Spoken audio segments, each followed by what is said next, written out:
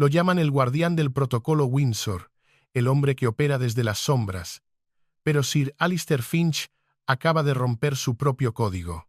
Ha filtrado un documento secreto sobre el ADN de Lilibet Diana, y la verdad que revela podría destrozar la línea de sucesión para siempre. Sucedió como lo hacen todos los desastres reales, silenciosamente detrás de puertas cerradas. Hace un minuto, un documento sellado, emanado no del monarca sino de su círculo más interno, ha destrozado la frágil paz de la monarquía. Sir Alistair Finch, conocido en los pasillos de Westminster como el guardián del protocolo Windsor, una figura que opera desde obras de las sombras del poder, ha dejado caer una bomba nuclear sobre el legado de los Sussex. La revelación no trata de un título o un privilegio, se adentra en el territorio más sagrado y volátil de la corona, la sangre. Los informes de ADN de Lilibet Diana Mountbatten Windsor, un nombre elegido para invocar la memoria de dos reinas, ahora se encuentra en el epicentro de un huracán que amenaza con trastocar toda la línea de sangre real. Lo que se esperaba que permaneciera como un secreto de Estado, un susurro confinado al Consejo silencioso, ahora se ha filtrado, encendiendo un debate feroz que podría redefinir no solo la reputación de Meghan Markle, sino la legitimidad misma de su descendencia dentro de la Casa de Windsor. La pregunta que resuena desde el Palacio de Buckingham hasta los enclaves de California es devastadora en su simplicidad. ¿Es esta la verdad oculta que el palacio ha intentado enterrar? ¿O es el rumor definitivo, una tormenta perfecta de desinformación diseñada para sacudir los cimientos del trono? El aire es denso, pero no de celebración. Es frío, controlado, calculado. La corona tiene secretos, y la voz de Sir Alistair acaba de darles sonido. El juego ha cambiado, y las reglas ya no las dicta el palacio. Esta no es una crisis de relaciones públicas, es una crisis existencial, una que pone en duda la santidad de la sucesión, un principio que ha gobernado a la monarquía británica durante más de 1000 años. El documento filtrado, que se rumorea que contiene un análisis genético comparativo, no solo cuestiona la paternidad, sino la maternidad misma, una acusación tan impensable que bordea la traición. Fuentes cercanas al palacio susurran que la filtración no fue un accidente, sino un movimiento calculado, una purga simbólica orquestada por facciones dentro de la institución que creen que la línea de sangre ha sido comprometida. El nombre de Diana, invocado para legitimar, ahora se ha convertido en el estandarte de la duda. El fantasma de la princesa de Gales, la mujer que sacudió la monarquía hasta sus cimientos, ha regresado, no como un recuerdo, sino como una pregunta genética. La verdad, dicen, está escrita en sangre, y esa sangre ahora está bajo el microscopio. Para comprender la magnitud de la crisis actual, debemos retroceder. La historia del nacimiento de Lilibet, como la de su hermano Archie, comienza en la narrativa oficial vinculada al Hospital de Portland, esa fortaleza de discreción en Londres, donde la realeza y la aristocracia han dado la bienvenida a sus herederos durante generaciones. Sin embargo, en el caso de Meghan, la reacción pública nunca fue normal. El interés habitual se transformó en una curiosidad febril, una lupa inquisidora que magnificaba cada detalle. Los conocedores del palacio, acostumbrados a la coreografía predecible de los nacimientos reales, notaron una disonancia. Faltaba la transparencia habitual, el flujo constante de información controlada que aplaca la especulación. En su lugar, hubo un silencio inquieto, un vacío que fue rápidamente llenado por las dudas. Fue Sir Alistair Finch. Entonces, un consejero legal del príncipe Eduardo, quien primero dio voz a esta inquietud. Él rechazó con vehemencia los informes que circulaban, no por lealtad a los Sussex, sino por una devoción casi fanática al protocolo y la verdad institucional. Cuando los susurros sobre una línea de tiempo inconsistente en el embarazo de Meghan comenzaron a tomar fuerza, su reacción fue de una furia contenida. En una aparición televisiva que se volvería legendaria, se inclinó hacia adelante, su mano golpeando la mesa con una finalidad escalofriante, y preguntó con una gravedad que heló la sangre de la nación. Entonces, ¿qué parte fue real? ¿Alguna? Desde su perspectiva, La imagen pública de los Sussex no solo se estaba deteriorando, se estaba desintegrando. Este no era un simple error de relaciones públicas. Era, en sus palabras, la mayor contradicción de todas. Una herida autoinfligida en el cuerpo de la monarquía. El cuento de hadas era una mentira. Y el palacio, argumentaba Finch, lo sabía. Él no era un crítico marginal. Hablaba desde el corazón del sistema. Un sistema que sentía que estaba siendo corrompido desde adentro. Su objeción no era personal, era procesal.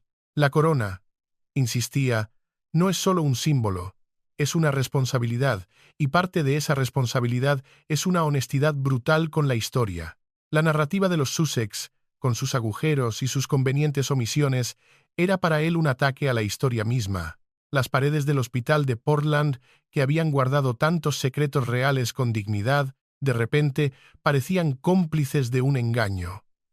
Cada comunicado de prensa, cada foto cuidadosamente seleccionada, ya no era visto como una celebración, sino como una pieza de un rompecabezas que no encajaba. Y Sir Alistair Finch, el guardián de las reglas no escritas, se había erigido en el único hombre dispuesto a admitir que el emperador, o en este caso la duquesa, podría no llevar ropa alguna. Sir Alistair Finch no es un simple abogado, es un historiador de secretos, un hombre cuya lealtad no es a las personas, sino a la institución. En su análisis forense de la narrativa de Meghan, habló de lo que describió como notas conflictivas, líneas de tiempo opacas y declaraciones que desafiaban la evidencia visual. Para él, el problema no era la falta de información, sino el exceso de narrativas contradictorias. Mencionó fotografías que, en su opinión de experto, planteaban más preguntas de las que respondían. Sugirió que incluso los momentos más íntimos de la maternidad parecían cuidadosamente escenificados, casi como apariciones públicas planificadas con una iluminación controlada, ángulos específicos y un mensaje inequívoco. Su atención se centró de manera obsesiva en la forma en que Meghan era fotografiada durante su embarazo.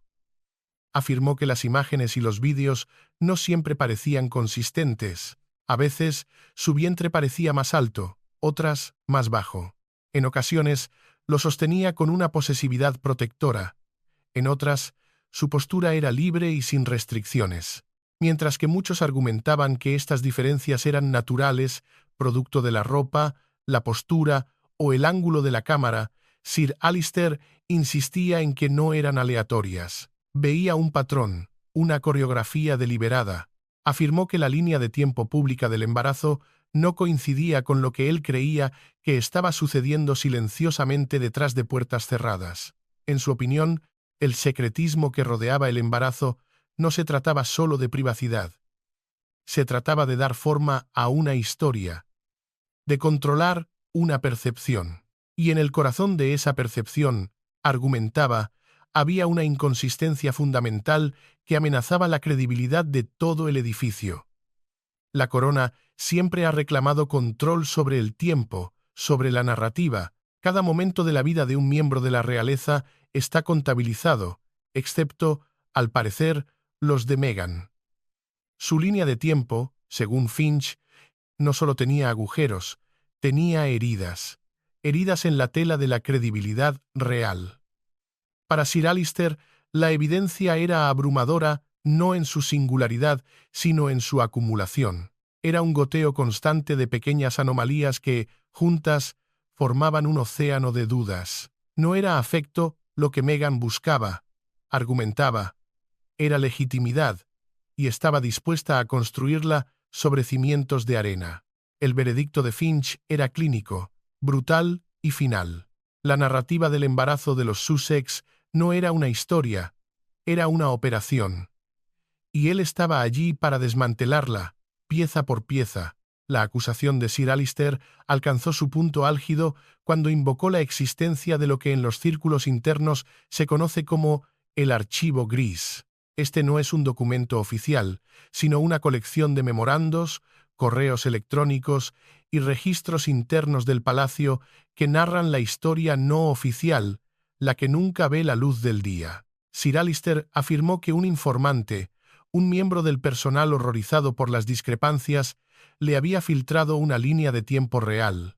Este cronograma incluía notas, horarios y registros hospitalarios que, según él, contradecían directamente lo que se había contado al público. Afirmó que ciertas fechas no cuadraban, que algunas apariciones públicas parecían incompatibles con las etapas habituales del embarazo y que algunas visitas hospitalarias reportadas no coincidían con el paradero público conocido de Meghan. Mientras exponía estas afirmaciones, su frustración se desbordó en una ira palpable en el aire. Declaró que estaba cansado de que se esperara que aceptara cada versión de la historia de Meghan sin hacer preguntas y se quejó de ser tildado de teórico de la conspiración simplemente por señalar lo que él consideraba fallas lógicas. En su argumento, describió a Meghan no como una víctima del sistema real, sino como una arquitecta activa de su propia imagen pública. Sugirió que los momentos relacionados con su embarazo se utilizaron para ganar simpatía, responder a las críticas e influir en la percepción pública. Para respaldar sus afirmaciones, mencionó informes de náuseas matutinas severas mientras ella aparecía enérgica en público y declaraciones de sentirse aislada a pesar de los informes de que contaba con un amplio apoyo del personal. Para él, estos patrones no eran naturales, eran calculados. El archivo gris no era solo una colección de papeles, era el libro de contabilidad de la verdad, y las cifras, según Finch, simplemente no sumaban.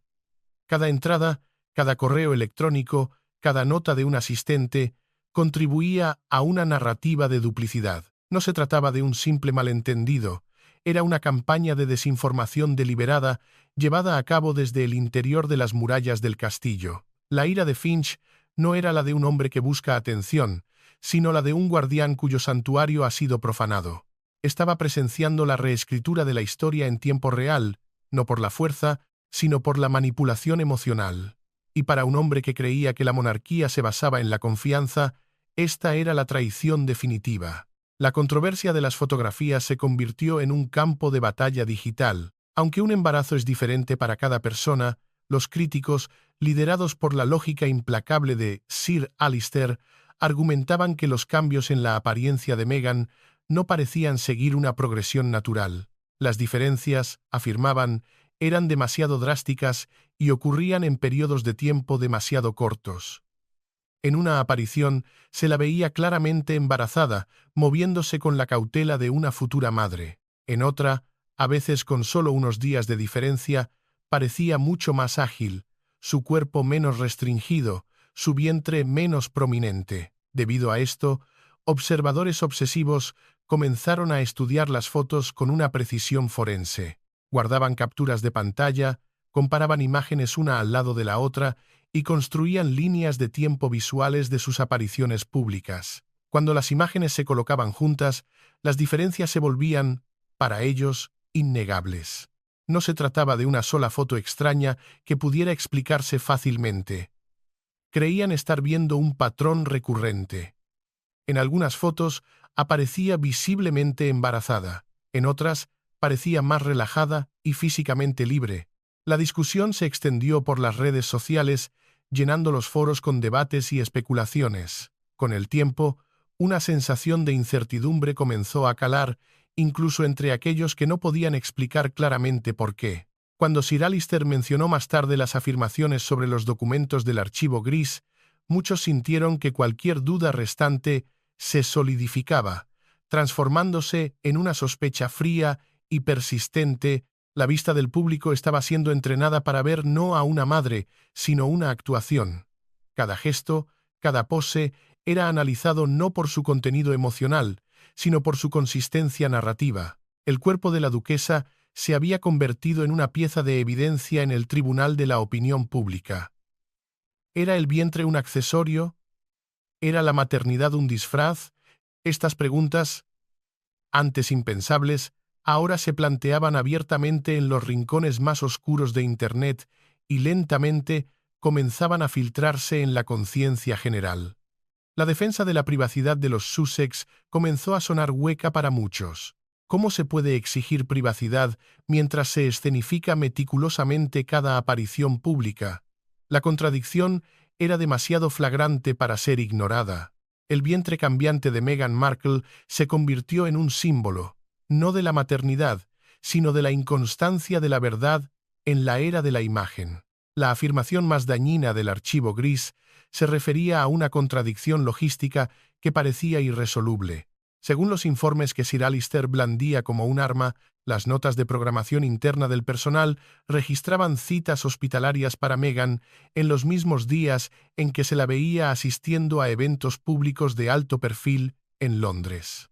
No se trataba de momentos pequeños o privados, sino de apariciones públicas completas, documentadas con fotografías y registros oficiales.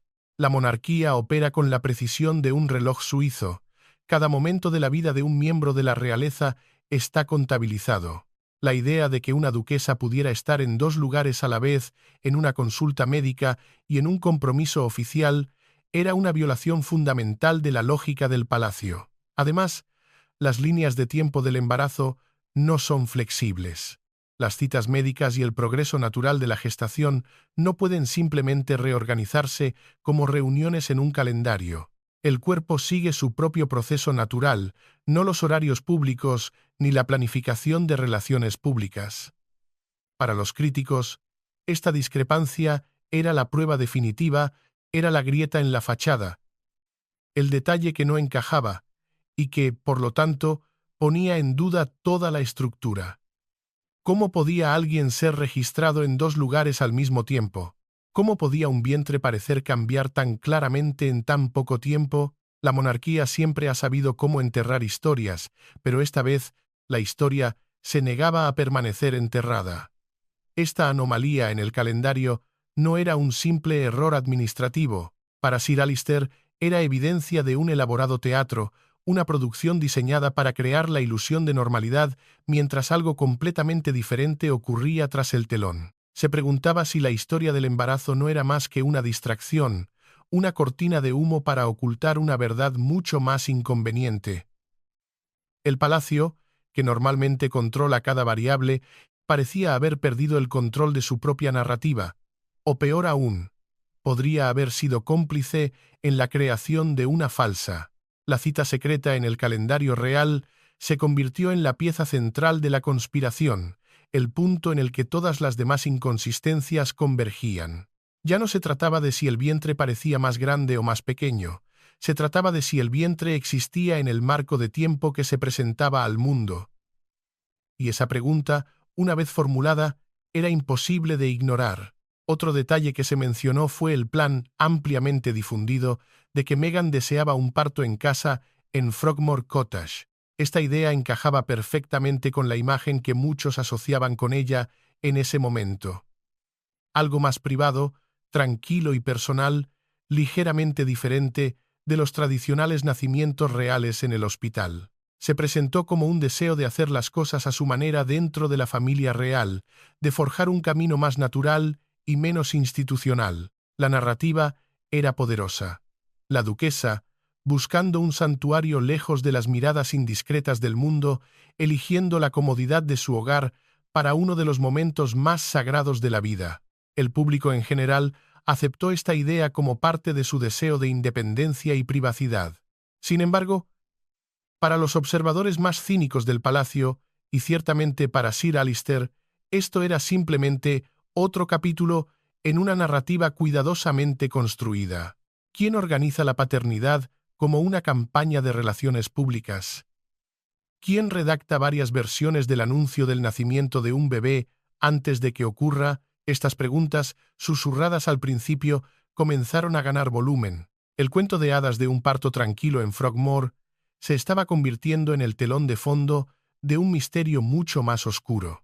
La historia que se vendía al público y la realidad que se gestaba detrás de las puertas cerradas parecían estar divergiendo a una velocidad alarmante, y en esa divergencia, la verdad se estaba perdiendo. Frogmore Cottage, la idílica casa de campo renovada con fondos públicos, se transformó en el escenario de este drama. No era un hogar, era una declaración de intenciones, pero para Sir Alister, La intención no era la privacidad, sino el control absoluto de la narrativa, lejos de los ojos curiosos de los médicos y el personal del hospital, que estaban obligados por el protocolo real.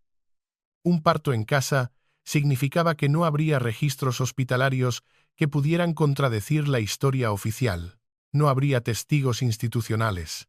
Solo la versión de los Sussex, impecable y sin verificar. Era un movimiento brillante en su audacia, un intento de crear una burbuja de realidad impenetrable, pero, como todas las burbujas, estaba destinada a estallar. La elección de Frogmore no fue un acto de humildad, sino un acto de guerra contra la transparencia que la monarquía, al menos en teoría, se esfuerza por mantener. El 4 de junio de 2021, la noticia llegó de repente y sin previo aviso. Fue una conmoción no por el contenido, sino por el contexto. Se reveló que Meghan había dado a luz en el Santa Barbara Cottage Hospital en California. Dar a luz en un hospital es normal y a menudo la opción más segura, por lo que este no era el problema. Lo que realmente destacó fue lo que faltaba: una explicación. No hubo ninguna declaración sobre por qué el plan de parto había cambiado, ningún comunicado sobre consejos médicos, ninguna razón para el cambio desde las expectativas anteriores de un parto en casa. Solo hubo silencio. Cuando se construye una historia pública en torno a ideas de privacidad, vida natural e independencia, la gente generalmente espera al menos una breve explicación cuando algo importante cambia. Pero no se dijo nada. Ni el palacio ni los Sussex ofrecieron ningún comentario. La historia simplemente cambió, como si la versión anterior nunca hubiera existido. Este silencio absoluto obligó a la gente a mirar hacia atrás con más atención. Se volvieron a ver entrevistas antiguas, se revisaron declaraciones pasadas y se analizaron de nuevo las líneas de tiempo. Como resultado comenzaron a surgir más preguntas. Si una parte clave de la historia podía cambiar sin explicación, la gente empezó a preguntarse qué más podría no estar del todo claro. El cambio de escenario, de la histórica Windsor a la soleada California, no fue solo un cambio geográfico, fue un cambio sísmico en la narrativa, uno que dejó un vacío de información que la especulación se apresuró a llenar. El cuento de hadas de Frogmore Cottage se había evaporado, reemplazado por la fría y clínica realidad de un hospital californiano.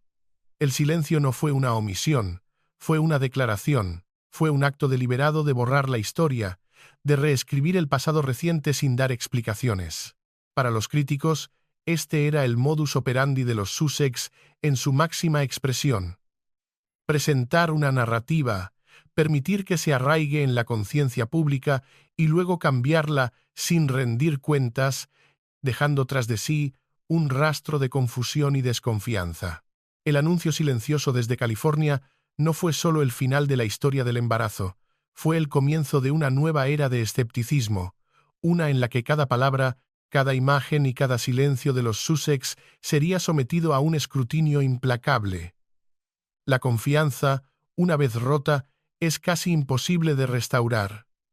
Y la confianza en la historia de los Sussex se había hecho añicos. Fue en este punto que Sir Alistair Finch entró de nuevo en la discusión, criticando duramente la situación con la precisión de un cirujano.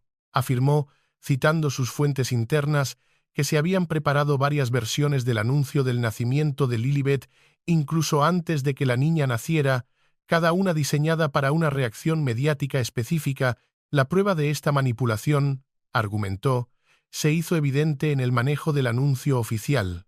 El príncipe Harry y Meghan no informaron al Palacio de Buckingham cuando Meghan se puso de parto. En su lugar, lo mantuvieron en privado. El equipo de comunicaciones reales solo fue notificado alrededor de las 6:00 a.m., horas después del nacimiento. Para entonces, el palacio tenía muy poca información. Con poco tiempo y escasos detalles, los funcionarios publicaron rápidamente una declaración pública unos 40 minutos después. Sin embargo, esa declaración pronto se vio sumida en la confusión. El relato de Harry y Meghan decía que la bebé había nacido horas antes, lo que no coincidía con la versión del palacio. Esto hizo que el Palacio de Buckingham pareciera confuso y poco preparado, como si hubiera cometido un error o careciera de información adecuada. Los críticos, sin embargo, argumentaron que el palacio simplemente había sido excluido del proceso.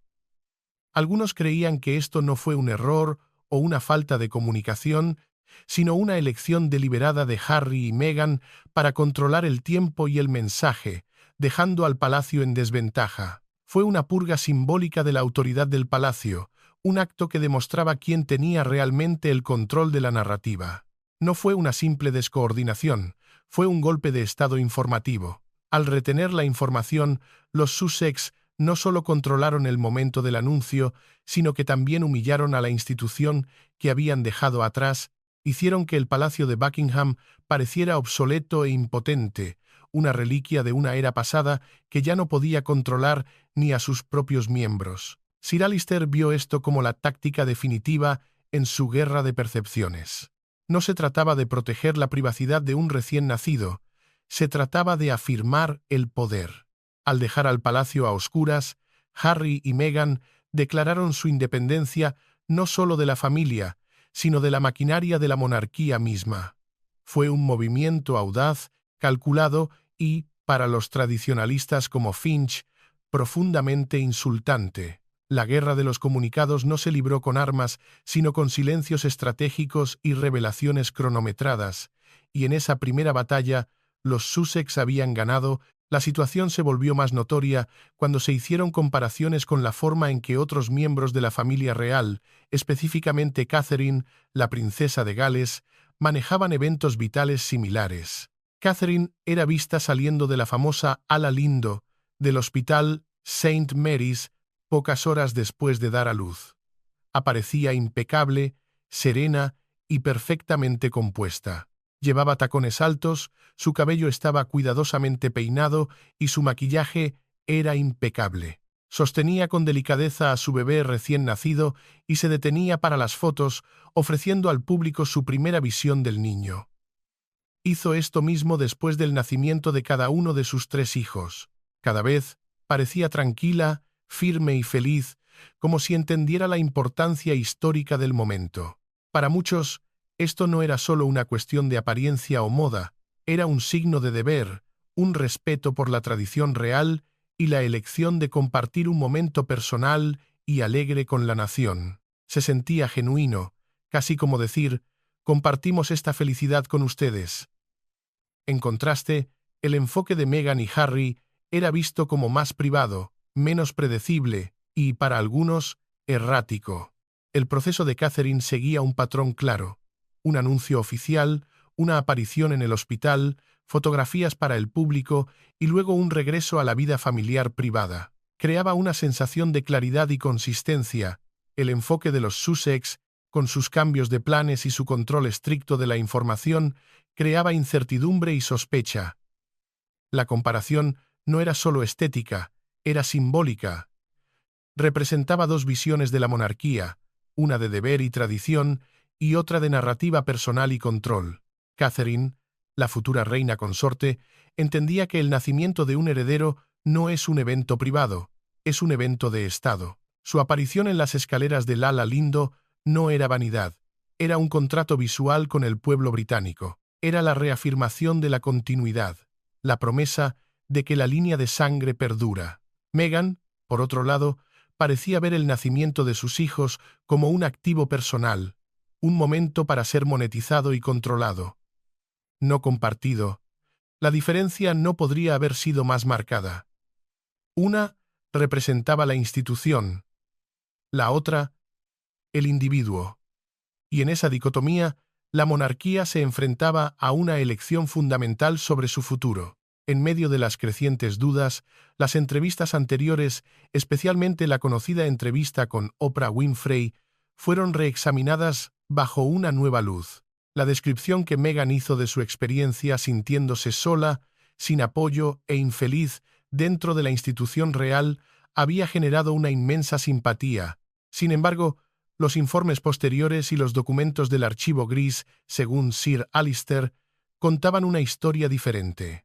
Sugerían que al personal del palacio se le había instruido para satisfacer muchas de sus solicitudes rápidamente. Se decía que el personal había cambiado horarios, cancelado planes y trabajado horas extras para manejar demandas de último minuto. Otro punto clave se refería a las reuniones y sesiones informativas. Según estos registros, Meghan fue invitada a asistir a discusiones importantes en varias ocasiones, pero eligió no ir a algunas de ellas.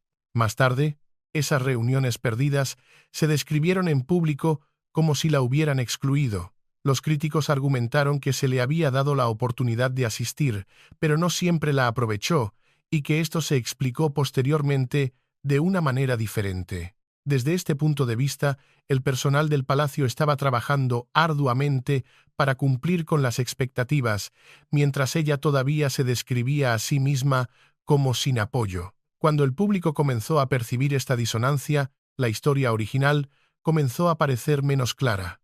La duda, una vez sembrada, comenzó a extenderse, envenenando el pozo de la simpatía pública. La entrevista con Oprah ya no se veía como un testimonio valiente, sino como una actuación magistral. Cada lágrima, cada pausa dramática, fue reanalizada como parte de un guión cuidadosamente elaborado. La narrativa de la víctima comenzó a desmoronarse bajo el peso de las contradicciones. ¿Cómo podía alguien sentirse tan abandonado cuando los registros del palacio mostraban un esfuerzo hercúleo para acomodarla? La historia de Meghan, que había parecido tan convincente, ahora parecía frágil, construida sobre omisiones y exageraciones. Sir Alister y otros críticos no negaron su infelicidad, pero cuestionaron su causa. ¿Fue la crueldad de la institución o la frustración de no poder controlarla por completo? La actuación de Oprah, que había sido su mayor triunfo, ahora amenazaba con convertirse en su mayor perdición, un monumento a una verdad que parecía cada vez más selectiva.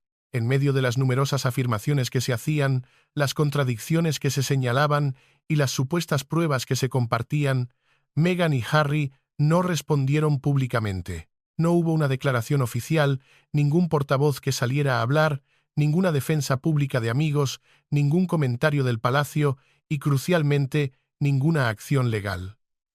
Hubo un silencio total. Para alguien que a menudo había respondido enérgicamente a las historias negativas en el pasado, a veces incluso emprendiendo acciones legales, este silencio fue ensordecedor. Sir Alister Finch argumentó repetidamente en público que el silencio en sí mismo envía un mensaje, especialmente cuando se discuten afirmaciones tan graves. En su opinión, no responder puede aumentar la duda en lugar de reducirla. En la era digital, un vacío de información nunca permanece vacío por mucho tiempo. Los críticos y comentaristas llenaron el silencio con sus propias teorías, compartiendo líneas de tiempo, volviendo a ver entrevistas y difundiendo documentos y clips. Sin una respuesta oficial, la especulación creció sin control, y muchas personas se formaron opiniones basadas más en la falta de réplica que en hechos probados. El silencio de Harry también fue ampliamente discutido.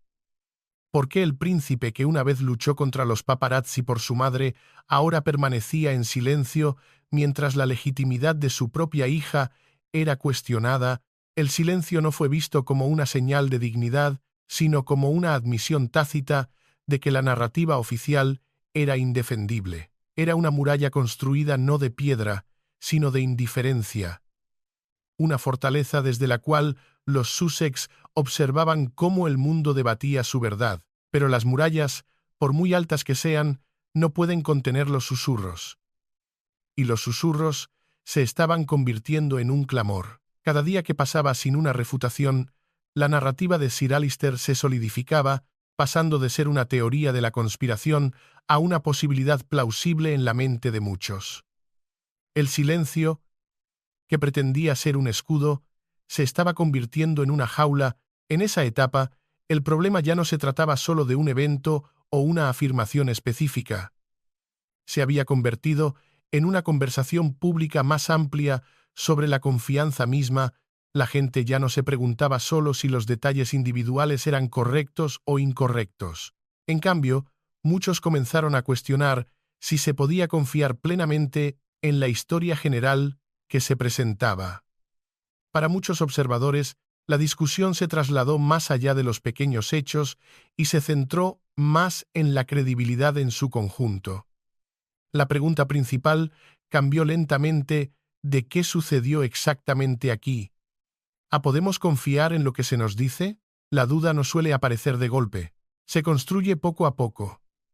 Al principio, puede ser solo una pequeña sensación de incertidumbre. Después, puede convertirse en el hábito de prestar más atención a los detalles. La gente comenzó a volver a ver entrevistas, a releer declaraciones públicas, tratando de notar cualquier cosa que pareciera inconsistente.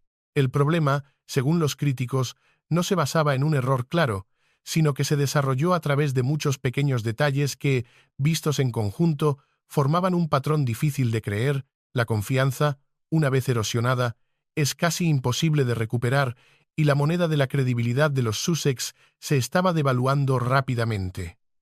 Cada nueva entrevista, cada nuevo proyecto mediático, era visto a través de un filtro de sospecha.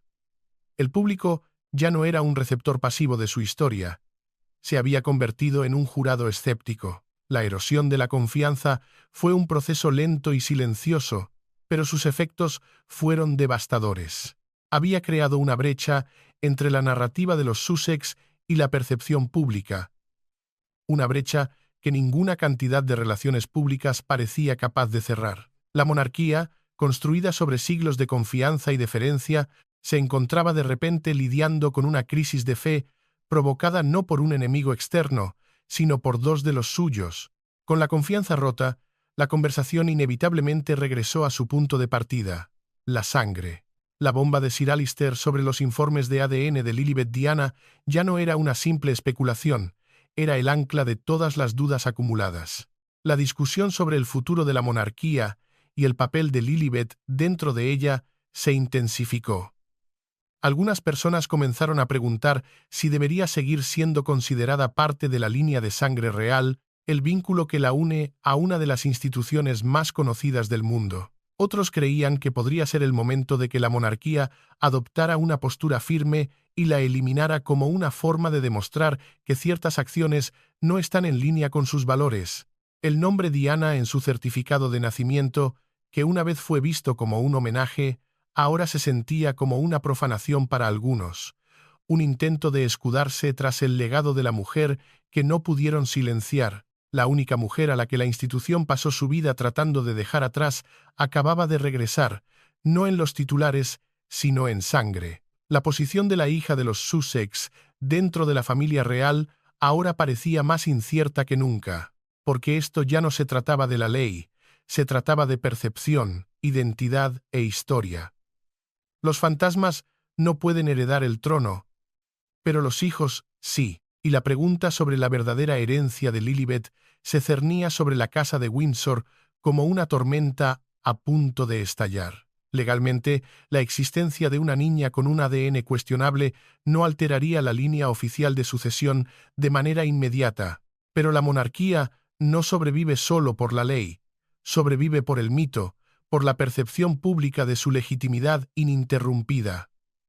La revelación de Sir Alister había atacado directamente ese mito. Había introducido una variable que podría trastocar toda la línea de sangre real en la mente del público. Si la sangre de Lilibet no era la que se pretendía, entonces, ¿qué significaba eso para el futuro? ¿Podría el trono pasar a un descendiente cuya conexión con la corona estaba en duda? La pregunta era sísmica, y sus réplicas amenazaban con derribar todo el edificio. El legado de Diana, que Harry y Meghan habían utilizado con tanta eficacia como escudo, ahora se había convertido en una espada de doble filo. Al invocar su nombre, habían invitado a la comparación. Y ahora, esa comparación se estaba haciendo a nivel genético. La monarquía ha sido protegida, por ahora, pero su paz ha sido rota, y en el silencio que sigue, una verdad persiste. No todas las heridas están destinadas a sanar. El debate apenas comienza, y las preguntas planteadas por las elecciones de los Sussex probablemente influirán en cómo se percibe y se moldea la familia real en los años venideros. La cuestión fundamental ya no es si Meghan Markle manipuló su imagen o si el palacio fue superado en una guerra de relaciones públicas. La cuestión es si la verdad, escrita en sangre, puede ser negada indefinidamente. Sir Alistair Finch ha disparado el primer tiro en una guerra por el alma de la monarquía, una guerra que enfrenta el protocolo antiguo contra la narrativa moderna, la tradición contra la ambición personal. El futuro de Lilibet Diana, y de hecho, el de la propia monarquía, pende de un hilo. Porque la historia no recuerda quién llevaba la corona, recuerda quién se la ganó. Y en los pasillos silenciosos del poder, los susurros han comenzado, preguntando si la corona misma puede sobrevivir a una verdad que se niega a permanecer enterrada. El trono puede estar seguro por hoy, pero el silencio que lo rodea es el de una tumba, y todos esperan a ver qué se levantará de ella. La filtración del informe de ADN no fue el final de la historia, fue el prólogo de un nuevo y aterrador capítulo. Ha dejado una cicatriz en la psique de la nación, una duda permanente sobre la santidad de la línea de sucesión. La corona puede capear la tormenta mediática, puede emitir negativas y desviar la atención, pero no puede borrar la pregunta que ahora se ha grabado en la conciencia pública. Cada ceremonia, cada aparición en el balcón, cada retrato oficial estará ahora teñido por esta incertidumbre. La institución, que se basa en la certeza de la sangre, ha sido infectada con el veneno de la duda, y mientras el palacio intenta proyectar una imagen de normalidad, la grieta en sus cimientos se ensancha. Puedes enterrar un documento, puedes silenciar a un informante, pero no puedes enterrar la verdad cuando ha echado raíces en la mente del pueblo. El silencio del palacio no es un signo de fuerza, es un signo de miedo. Y en ese silencio, el fantasma de Diana parece caminar de nuevo, no como una princesa de corazones, sino como una portadora de una verdad incómoda, una verdad que amenaza con levantarse y reclamar su lugar en la historia, sin importar el costo para el trono.